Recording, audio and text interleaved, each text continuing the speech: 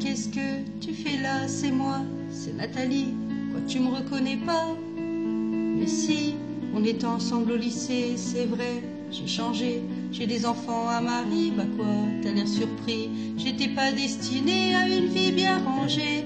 J'étais perdue, mon mari m'a trouvée. J'étais de celles qui disent jamais non. Les maris, couche-toi là, dont on oublie le nom. J'étais pas la jolie, moi j'étais sa copine, celle qu'on voit à peine, qu'on appelle machine. J'avais 2 ans de plus, peut-être 2 ans de trop, et j'aimais les garçons, peut-être un peu trop. Bien sûr, vous aviez eu des dizaines de conquêtes que personne n'avait vues, toujours pendant les fêtes. Pour beaucoup d'entre vous, je suis la première fois de celles qui comptent, mais pas tant que ça.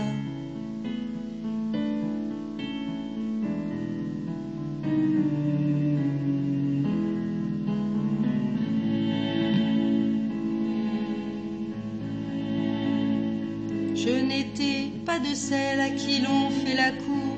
Moi j'étais de celles qui sont déjà d'accord. Vous veniez chez moi m'aider le lendemain pour fusiller en public, de me tenir la main. Et quand vous m'embrassiez à l'abri des regards, je savais pourquoi, pour pas qu'on puisse nous voir. Alors je fermais les yeux à m'en fendre les paupières, pendant que pour guetter, vous les gardiez ouverts. Je me répétais, faut pas que je m'attache. Vous pensiez, faut pas que ça se sache. Mais une fois dans mes bras, vos murmures essoufflés, c'est à moi, rien qu'à moi, qu'ils étaient destinés. Enlacés contre vous à respirer vos cheveux.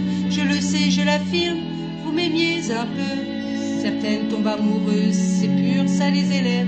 Moi je tombais amoureuse, comme on tombe d'une chaise.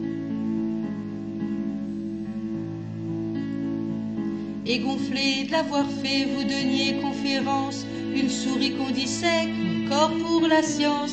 Je nourrissais vos blagues de caserne, que vous pensiez virils, petits hommes des cavernes. D'avoir pour moi un seul mot de tendresse vous apparaissait comme la pire des faiblesses.